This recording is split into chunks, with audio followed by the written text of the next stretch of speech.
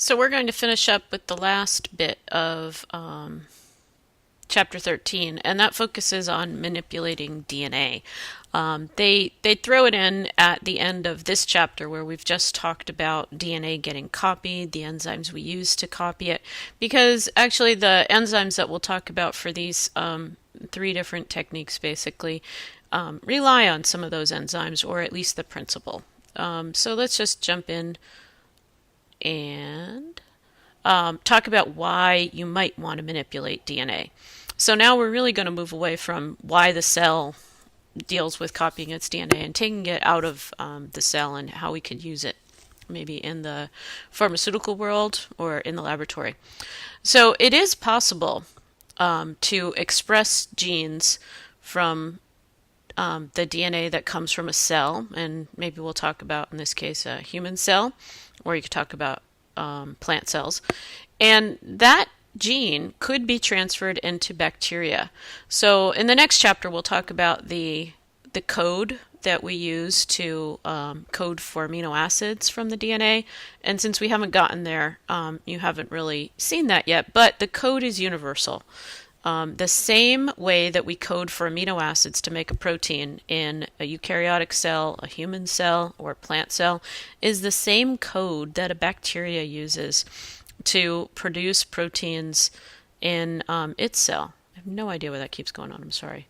So let's just leave that discussion to the next chapter and move on and say that it is possible to find a very specific gene, and maybe we should talk about human growth hormone. It's the hormone that gets produced. It's a protein to tell your cells to grow. We've sort of talked about that in previous chapters.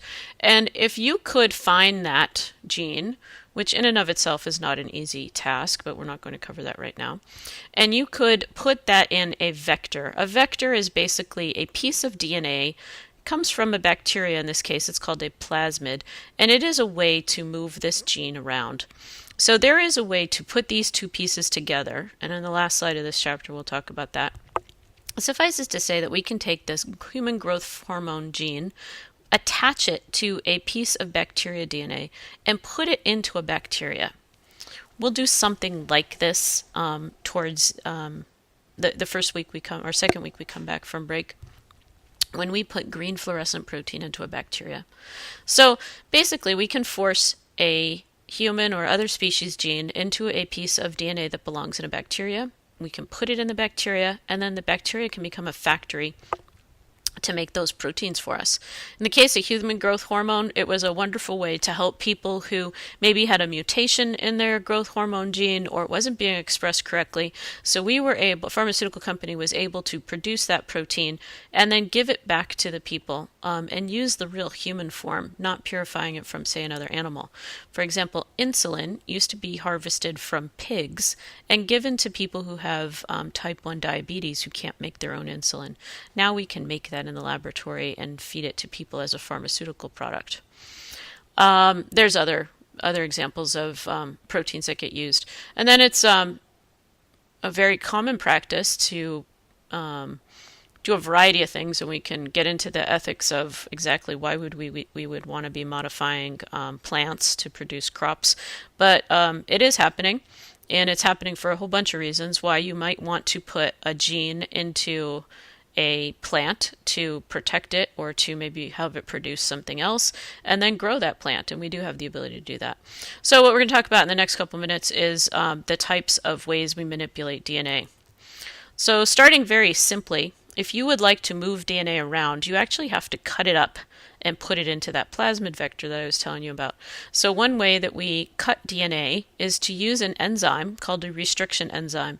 Restriction enzymes traditionally were purified from bacteria, and bacteria had these enzymes. Every different bacteria has its own sort of personal enzyme. It's named after the different bacterias, and these enzymes are there to protect the bacteria against viruses. Remember, in the Hershey and Chase experiment, we talked about bacteriophage, are viruses that inject their DNA into the host bacteria and kill it, essentially. The one thing that a bacteria can do to prevent the death of itself would be to kill that DNA that got injected into it. So what the bacteria have are these restriction enzymes that recognize a very specific sequence and only that sequence, and every time this enzyme attaches to that sequence, it cuts it. Now, if you were a virus and you got your DNA cut up every time this sequence was there, the virus would be useless. So, in the 1970s, these were discovered. Scientists were actively moving DNA around, probably even before the early 70s, and they were purifying these enzymes and then using them as a tool in the lab. And many scientists who trained in the 80s and the 90s and even today all use these enzymes to move their DNA around. We can buy them from companies now. Full-on industries have grown up where they purify these enzymes, produce them in a huge quantity, and then sell them to scientists. We'll use some in January when we do that experiment. So, enzyme recognizes a very specific sequence. This happens to be EcoR1, named after E. coli, restriction enzyme 1. It recognizes a GAATTC. It's called a palindrome because it reads the same front to back, taking advantage of the anti-parallel nature. So G matches with a C, A with a T, and so on. The restriction enzyme cuts the covalent bond between the G and the A. It opens up those hydrogen bonds, holding those bases together, and then again it cuts the hydrogen bond between that G, the covalent bond between that G and the A. What that leaves you with is this really cool feature. It's called the sticky end. So remember, DNA loves to hydrogen bond. So these A's and T's are searching for their partners so that they could hydrogen bond. So this is a tool to make a new piece of DNA called recombinant DNA. So perhaps I cut up human DNA with that same restriction enzyme that I cut this green DNA, this bacteria enzyme with, bacteria DNA with. And now you can use these sticky ends to sandwich new things together. We will not do this part. We will buy that piece already made. But you can also use restriction enzymes to get an idea of sort of a fingerprint on DNA. And that's what we'll do in the lab. So we're going to take a known piece of DNA and we will add a couple different restriction enzymes to it. One in each tube. We'll go into those details later. And then we'll just want to see what pattern it makes. So that restriction enzyme will cut the DNA in certain places and it will make a pattern. So how can you see it? DNA is so tiny, it's truly invisible when it's in this little micropipettes, just in very tiny amounts, microliter amounts we can load onto gels. So we need a way to visualize our DNA. And we'll do this as well. So we will digest our DNA with some different enzymes to hopefully make different pieces in there. And then you can load this DNA along with a dye into an agarose gel. So agarose gel is very much like you can think of it like a Jello gel. It's made out of slightly different stuff. And then we put buffer in here. Now remember, DNA is highly negatively charged because of all the phosphates. So when we put an electric current in this, the ions and the DNA as well will move towards the positive electrode.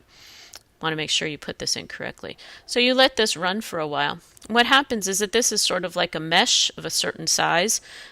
Small things will sneak through that mesh very quickly. Large pieces will be retarded and will hang back tighter. So when you finally visualize this gel, again, this would be where you loaded your samples. Big things are going to be up on the top, and then tiny things will move faster.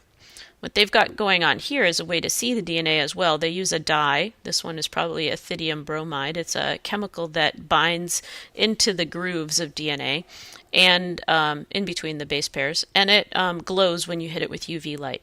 Again, we will do this when we do our restriction enzyme lab.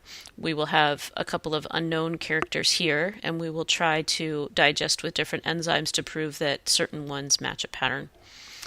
So this would be a larger piece, and down here would be smaller pieces.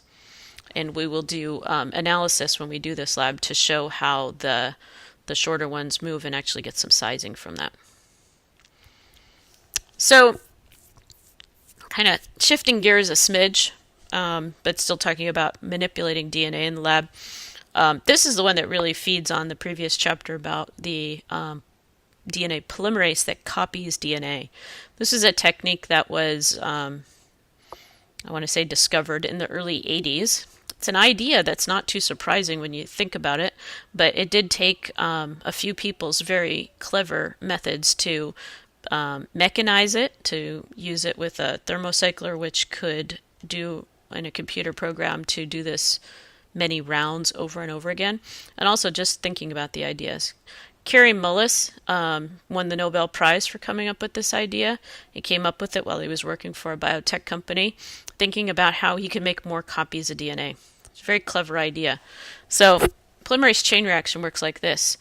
If there's a known piece of DNA that you want, and I say that it's known because you need to have a primer. Remember, DNA polymerase needs to latch on to a primer in order for it to copy. And if you want to amplify a particular piece of DNA, you really need to know something about it. You can do random primers, but then you're just going to get random junk amplified. This is great if you know something about the gene that you want to study or that you want to find. So you need to have a primer, a little bit that's on this side, a little bit of information that's on this side if you want to get this information in the target sequence. So you heat up your target DNA, and then you attach your primer. You lower the temperature so that they will hydrogen bond, and then you introduce the DNA polymerase, and you let it copy. It's going to copy this way on this one, and copy on this way on this one, get a new piece of DNA. And the really cool thing about the amplification of this is that now you're going to undergo heating, separating the strands, letting the primer anneal. Same thing's going to happen down here. Let your polymerase bind, make a copy. Now we have 4. So we exponentially can increase our copies of the DNA. This is so simple. It's a very simplistic idea. It's very powerful. The thing that really propelled this technique forward was the fact that in order to separate the DNA strands, you have to nearly boil the DNA. This is very hot. We all know that proteins will denature every time that you boil them and heat them up that high. So what happened is that they found DNA polymerases that were very heat stable. They went to the thermal heat vents in the ocean and found bacteria that live there, purified that DNA polymerase, and voila, you can now do this technique. This technique is also, here's another picture of it, mechanized in that you do it in a machine. We have one in the classroom, we'll show you, and has a computer that will raise and lower the temperature all these different cycles so that you finally get your piece of DNA amplified. This is super powerful not only for diagnostic stuff. You hear about it at crime scenes. You can do it in the laboratory if you know a little bit about the piece of gene that you want to study. And I believe your book discusses how you could use it to find a piece of DNA that you're interested in, obtained by PCR here. Chop it with that same restriction enzyme that you're chopping this vector with. Put them two together. Remember, DNA ligase likes to seal up the nicks between the lagging strand pieces, the Okazaki fragments. And here you have a recombinant DNA plasmid. You can make more copies of this by putting it into bacteria. That's called transformation. Remember, we talked about it a long time ago in Avery's experiment that the transforming factor, or the piece bacteria like to take up DNA, you can force it to happen more efficiently in the lab, and we will do that with a heat shock. And then you can make a new piece of DNA, many, many copies of it, and then you have to put it in another place if you want to express the proteins. That's all that this particular chapter talks about. I think it's a hair disjointed, but we'll come back to it. And then I just wanted to point out that I put 2 links here. This one takes you to a website that talks about the restriction enzyme lab, and we'll point that out before we do that lab. And then this one takes you to an animation simulation place to practice doing the DNA transformation lab, which is what we'll do according to this one. And we'll have a lot of fun. We're doing those labs. They're very successful.